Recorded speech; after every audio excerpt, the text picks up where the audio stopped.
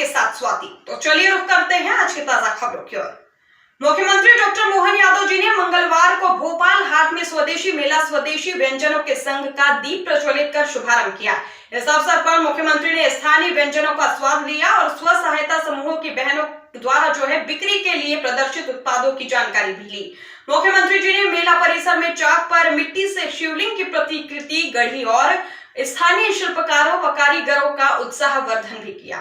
उन्होंने स्व सहायता समूहों के सदस्यों एवं स्थानीय उत्पादकों को संबोधित करते हुए कहा कि सरकार स्वदेशी उत्पादों और स्थानीय उद्यमिता को बढ़ावा देने के लिए निरंतर प्रयासरत है। स्वदेशी मेला में पारंपरिक व्यंजनों के साथ साथ ही हस्तशिल्प, हर्बल व घरेलू उत्पादों की विविध प्रदर्शनी लगाई गई है, जो आगंतुकों को आकर्षित कर रही है। देखिए रिपोर्ट। मदरसों से आतंकी निकलते हैं। देखिए, इस पे ज्यादा अभी बोलने की जरूरत नहीं है, लेकिन एक बात ध्यान रखिए, आतंकी कैसे भी निकलेंगे उन्हें कुचल दिया जाएगा। बदला भाई, लोग कुछ सुधार करने की षड्यंत्र रचते हैं।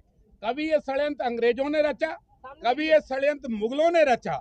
हमने तो जो हमारे मूल दस्तावेज में था उसको जो का तो मध्य प्रदेश की डॉक्टर मोहन यादव की सरकार ने लाकर रख दिया। जो हमारे आदिवासी की भाषा है उस भाषा का नाम उसका था और उसको ही समर्पित कर दिया। अली पे ऐतराज है, अली पे ऐतराज। अरे जिनको अली पर ऐतराज है वो ऐतराज भुगतते रहे, जिनके पेट जिनके अली करने से क्या गरीबी, अरे ये भी पूछ रहे हैं। भैया, अली करने से क्या गरीबी हट गई थी क्या?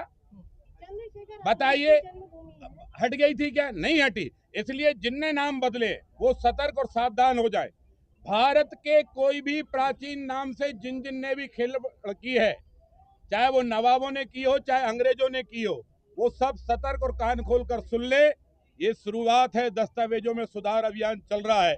जो स्वदेशी नाम थे, जो गांव के नाम थे, वही नाम रखे जाएंगे। नवाब और अंग्रेजों के दबाव का कोई भी नाम हिंदुस्तान बर्दाश्त नहीं करेगा। स्वदेशी मेला भोपाल, आज के इस कार्यक्रम में अभी जिनने हमारा मार्गदर्शन किया, हमारे वरिष्ठ मंत्री, वरिष्ठ नेता माननीय प्रहलाद सिंह पटेल जी, हमारी मंत्री श्रीमती कृष्णा गौड़ जी, जो इन सारे कामों में लगातार लगी रहती है और जिनके कारण से ऐसे कई मेले सजते हैं। भगवान राम के नाम पर रामेश्वर,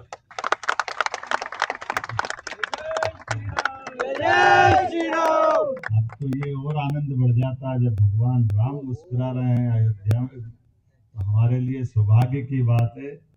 रामेश्वर जी भोपाल से भगवान राम की महिमा गाते हुए ऐसे सभी कामों के लिए, राम राज्य लाने के लिए लगे हुए। जोरदार अभिनंदन रामेश्वर जी के। यहाँ की महापौर श्रीमती मालती राय जी, यहाँ के अध्यक्ष माननीय रविंद्र यति जी, जिला पंचायत के अध्यक्ष माननीय राम कुंवर जी गुजर, समस्त जिला पंचायत भोपाल के सम्मानित सदस्यगण, इस अवसर पर तीरथ सिंह जी, मैं भूल ही गया, आपके जिला अध्यक्ष ग्रामीण, ये जिनने बनाया उसमें नाम नहीं लिखा। मैं मान के चलता हूँ बिना अध्यक्ष के तो हमारे यहाँ कुछ होता ही नहीं। मैं अपनी ओर से ये सुगंध फैलाए हुए हमारे स्वदेशी के भाव की, इसकी आत्मीयता इसी से आती है कि हमारे अपने आदिकाल से भारत की पहचान स्वावलंबन से, गांव अपने आप में आत्मनिर्भर थे। गांव के अंदर मूल रूप से, गांव हो शहर हो, हमारे यहाँ सब चीज अपने गांव के अंदर उपलब्ध रहती थी। सारी चीजों के साथ जुलाहा अपने कपास से कपड़ा बना लेता था, बाकी सारी चीजें हैं। लेकिन बीच का जो खराब समय गया, अंग्रेजों ने आकर के हमारी इस मूल जड़ पे प्रहार किया। जुलाहों के अंगूठे काट करके बनने वाली मलमल को रोका, कपड़ों के बजाय कारखाने डाल करके उनके अपने तरीके से ज्यादा पैसा कमाने के लिए ये जो होड़ चली, आज के इस अवसर पर मैं दोबारा हमारे अपने यशस्वी प्रधानमंत्री श्रीमान नरेंद्र मोदी जी का जोरदार अभिनंदन करें। यशस्वी प्रधानमंत्री के नेतृत्व, जिस प्रकार समय ने करवट बदली, भारत अपनी क्षमता से, अपनी योग्यता से, अपने उद्योगपतियों के साथ साथ समाज के छोटे से छोटे उद्यमी तक कोई भी काम करे, कैसे भी काम करे, अपनी आय से अपने भाव को, अपने गांव को, अपने जिले को, प्रदेश को गौरवान्वित करते हुए आत्मनिर्भरता की दृष्टि से ये स्वदेशी के भाव को अपनाने की यही जरूरत है हमारे लिए। आज जब भोपाल में ये मेला लगा है, ऐसे में ये कोई बड़ा प्रदेश का मेला है, बिल्कुल सही बात है। माननीय मंत्री जी ने सही कहा। हमारे रामेश्वर जी ने डिसाइड किया कि हमारे अपने छोटे छोटे ग्रुप को प्रोत्साहन दे, जोरदार अभिनंदन करें, वो अपने अपने ढंग से काम करें। और अब तो हम तो आहट नवरात्रि की आते दिखाई दे रही है, नवरात्रि आई रही है, जगह जगह हमारे पास इन सारी बातों की आवश्यकता लगेगी। और नवरात्रि के पीछे पीछे दशहरा आ जाता है, दशहरे का आनंद हमको मालूम है। दशहरे के लिए कई कई कारण से हमारे पास, लेकिन मुझे इस बात की प्रसन्नता है, दशहरे के दिन रावण तो जलेगा ही जलेगा, लेकिन रावण मरा कैसे? भगवान राम के अस्त्र शस्त्र से मरा है, तो शस्त्र पूजन भी धूमधाम से होगा, इस बात में कोई गुरेज नहीं। कल आदरणीय प्रधानमंत्री जी का जन्मदिन, आत्मनिर्भरता का संकल्प और आत्मनिर्भरता की योजना दोनों में अगर कभी गति आई है तो 2014 के बाद जब मोदी जी प्रधानमंत्री बने तब जाकर एक रास्ता मिला है। बातें तो बहुत होती थी, समूह ये करेंगे, समूह वो करेंगे। मेरे जैसे लोग हमेशा इस बात को कहते थे कि हम बहुत अच्छा सामान बनाते हैं लेकिन हमको बाजार नहीं मिलता। अभी भी ये चुनौती खत्म नहीं हुई, अभी ये चुनौती है। लेकिन अगर ऑनलाइन हम मार्केटिंग की तरफ आगे बढ़ेंगे तो मैं दावे से कहता हूं बिचौलिया खत्म होगा और क्वालिटी के आधार पर हमारा बाजार हमको मिलेगा। और इसलिए मैं अपनी बहनों से कहना चाहता हूं कि हम इन बातों पर जरूर ध्यान दें।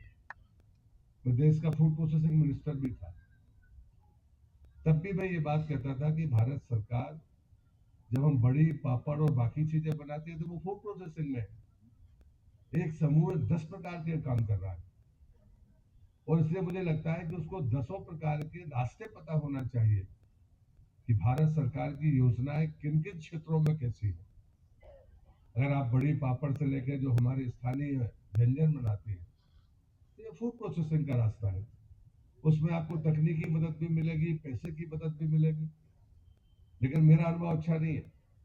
उस समय राज्यों को पता ही नहीं था, उन लोगों ने पैसे नहीं दिए। बाद में जब मैं यहाँ मंत्री बना और जब समूह हमारे पास आए तो मैंने पूछा कि इतना पैसा पड़ा हुआ है वहां, हम लेते क्यों नहीं है? और उसके पीछे सिर्फ एक ही कारण था कि समूह एक से ज्यादा क्षेत्रों में काम करता है। वो अपनी आइडेंटिटी कब कैसे प्रस्तुत करेगा जो शायद उसको पता नहीं है। और इसलिए दूसरा जो चुनौती है वो इस बात की है, लेकिन देश में प्रधानमंत्री के आने के बाद उन्होंने ये तय किया कि समूह का सामान कहां तक पहुंच सकता है। तो तमिलनाडु के किसी दूरस्थ गांव को जिसके हिंदी नहीं आती थी, उसकी जब पहली बार थर्मस पीएमओ में पहुंची तब पहली बार इस देश में समूह की चर्चा हुई कि हमारी बहनें इतना अच्छा सामान बनाती है, इतना अच्छा काम समूह करते हैं। ये चीज जरूरी है। इसलिए रामेश्वर जी कह रहे थे वो सही है। माननीय मुख्यमंत्री जी ने एक जिला स्तरीय कार्यक्रम में आकर आपका जिस प्रकार से मनोबल बढ़ाया है, हम उनके आभारी हैं, उनका अभिनंदन करते हैं। तो मुझे लगता है कि एक प्रक्रिया ऐसी भी हो सकती है जो आजीविका मिशन को मैं कहूंगा कि जिलों में, सब जिलों में नहीं, लेकिन जहां पर जिलों में समूह 25-30 बेहतर काम कर रहे हैं तो जिले के स्तर पर हम ये काम कर सकते हैं। अभी ये जैसे हाट बाजार इतना बड़ा है, दिल्ली हाट की तर्ज पर हम इसे भी डेवलप करने के बारे में हमने प्लान किए ताकि 12 महीने, कुछ दिन बीच में गैप होता है मेंटेनेंस के लिए, उसको छोड़कर हम क्या यहाँ पर उन समूहों को स्थान दे सकते हैं। अगर 10 दिन वो अपनी दुकान लगाएंगे तो निश्चित रूप से वो मुनाफा कमा कर जाएंगे, उनकी एक आइडेंटिटी बनेगी, उनकी एक पहचान बनेगी। और इस प्रकार के प्रयोग मध्य प्रदेश में होंगे। माननीय मुख्यमंत्री जी हमेशा उद्योग, स्वावलंबन और उससे जुड़े हुए लोगों की चिंता करते हैं। उन्होंने अपना अभियान मजदूरों के हित से शुरू किया था और इसलिए हम सब संकल्पित हैं। प्रधानमंत्री जी ने कहा है कि अगर भारत तीसरी अर्थव्यवस्था जो बन गया है, अगर 1 नंबर पर जाएगा तो उसका सबसे बड़ा आधार ये समूह होंगे, ये प्रधानमंत्री का काम है। और इसलिए इनमें जो भी कठिनाइयां हमारे सामने आती हैं, उन कठिनाइयों को सावधानी के साथ सुनना और उनका समाधान देना हम सबकी जिम्मेदारी है। और इसलिए आप सबको मैं शुभकामनाएं देता हूँ। कल उसी यशस्वी नेता माननीय प्रधानमंत्री जी का जन्मदिन है और आपका बाजार भी आज से सजेगा, तो मुझे विश्वास है कि जो मार्केटिंग का काम रामेश्वर जी की सुपुर्द है तो उन्होंने ठीक तरीके से किया है, लेकिन उसके बाद भी मुझे लगता है कि लोग आएंगे और हमारी बहनों का मेहनत से बना हुआ शुद्ध सामान अच्छी कीमत पर बिकेगा। यही शुभकामना।